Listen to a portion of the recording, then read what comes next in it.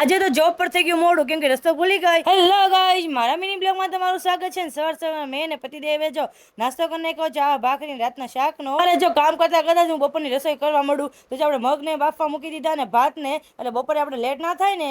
અને જો બધી સાફ સફાઈ કરી નાખી અને બધેથી કચરો સારેથી કાઢી નાખ્યો કે ઘર પર સંભાળવું પડે ને. જો ભલે કરતા હોય પણ ઘરને પણ ક્લીન રાખવું જ પડે. અને શનિવાર છે ને એટલે વહેલા જવાનું હતું 11:30 એટલે જો આપણે વહેલા જ રસોઈ કરી નાખી, મગનું શાક વગર નાખ્યું, રોટલી બનાવી નાખી. અને હવે આપણે પતિદેવ બપોરે જમવાનો મેળ નહીં આવે તો એકલા જમવાનું છે. એને પણ એકલા જમવાનું થાય કે એને 1 વાગે ટાઈમ છે આવવાનો અને મારે છે ને 11:15 વાગ્યામાં જ પૂગી જવાના. શનિવાર છે એટલે વહેલો જમી કાઢવીને જો આપણે રેડી થઈ ગયા છીએ જવા માટે ને. જો આપણે આજ લેટ થોડુંક થઈ ગયું છે એવું મને લાગતું હતું એટલે હું દોડામ દોડ પહોંચી ગઈ, પણ આ ભાભી જ લેટ આવ્યા. એને ઘરે મહેમાન આવતા હતા ને કે મારે લેટ 4 કલાકની જોબ કમ્પ્લીટ કરીને જો હું જાતી હતી ને ઘર સાઈડ તો મને શેરી ભૂલાઈ ગઈ. તો હું પાછળની શેરીમાં થઈ મારે કેટલું ફરી ફરીને આવું પ્રમાણે મને લાગે મારી યાદશક્તિ પણ ઓછી થઈ ગઈ છે. ને પતિદેવ જો જાતા હતા ને બહાર તો મેં ઘડીક વાર બેસાડ્યા. મેં કીધું સવારના આપણે બેઠા નથી, બેઠો ઘડીક મારી યારે. તો જો એને ટાટા બાય બાય કરી અને જો મને ભૂખ લાગી ગઈ હતી ને હું ઘસે નાસ્તામાં ચેવડો લઈ જાઉં તો એમાં જો ડુંગળી ટમેટો સુધારીને ભેળ બનાવી નાખી કે સવારમાં જમીન ગઈ હોય તો ડાયરેક્ટ જો અત્યારે ભૂખ લાગે. બપોરે કાંઈ મને નાસ્તામાં ભૂખ લાગતી નથી ને જો આપણે બનાવી નાખી મસ્ત મજાની ભેળ. અને જો આપણે ખાઈ લીધી તો આવી જાવ બધા ભેળ ખાવાનું. કોને કોને મારી જેમ છે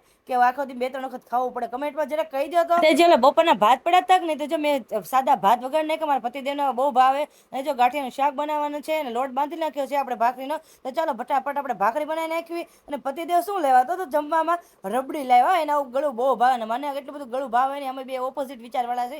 મને ચટપટું ભાવે આને ગળું ભાવે. તો અને પછી જો બેસી ગયા જમવામાં હતું ગાંઠિયાનું શાક, વઘારેલા ભાત, ભાખરી, રબડી. તો આવી જાવ બધા જમવા. મળીએ કાલે નેક્સ્ટ વિડીયોમાં. જ્યાં સુધી મારો વિડીયો ગમતો હોય તો લાઈક, શેર, સબસ્ક્રાઈબ અને હર હર મહાદેવ. તમને રબડી ભાવે કે શું મને કમેન્ટમાં કહો તો.